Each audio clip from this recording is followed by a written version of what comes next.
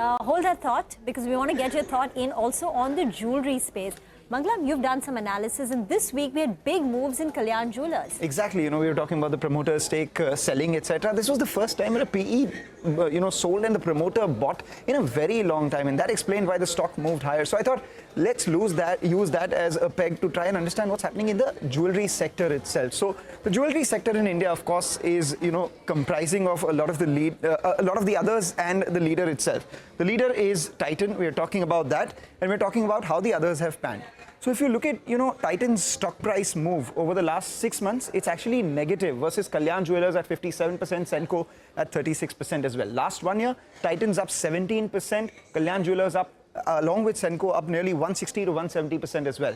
And you expand the time horizon, 2 years, Titan's up 48%, Kalyan Jewellers is up 650%, and from its issue price, Senco Gold is up 250%. So it's over 2 years of underperformance from the leader. What exactly is happening? Well, if you look at the thesis of the industry, not much has changed because the organized sector is still growing at 2 to 2.5 times industry. But it's the disruptors, the newer players who are growing faster due to one, lower base and getting access to a lot more capital by listing or raising funds, etc.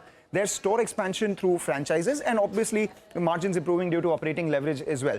The product differentiation in jewelry between two brands has reduced because of BIS, competitive intensity, price parity. Everyone's margins have compressed, and there was a huge valuation gap between Titan and the others. That has become narrow as well. So if you look at Titan's jewelry margins itself, over the last many quarters, it's come down from 14.4% to about 10%, talking about the intensity in competition in the market. And this when the revenue growth has been similar to all the other players on the huge base as well. If you look at all the other players as well, where do they stand? Titan, for the last year, trailing 12 months, revenues were close to around 44,000 crores, Kalyan closer 20,000 crores, Senco and Thangamile between 4 and 5,000 crores. But in margins, Titan is the clear leader at 11%, and which is why it gets the maximum market cap as well at 3,20,000 crores. And with the up move that we've seen, everyone else is at 61,000 crores and below. Titan has 490 stores, Kalyan 277, Senco and Thangamile between 59 and 165. Kalyan has actually increased its stores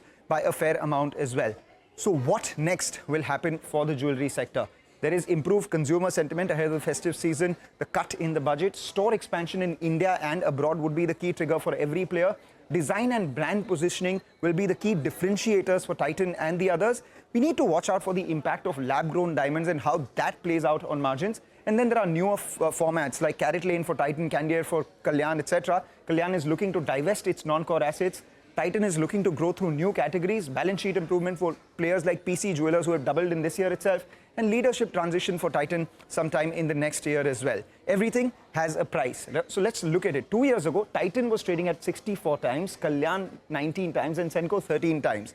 2 years later, after the underperformance, Titan is at 60 times, Kalyan is at 50 times, Senco at 29 times. So I guess what I'm saying is that the valuation differential has narrowed quite a bit. With this underperformance, is it time now for the street to remember the Titan? Okay, interesting data that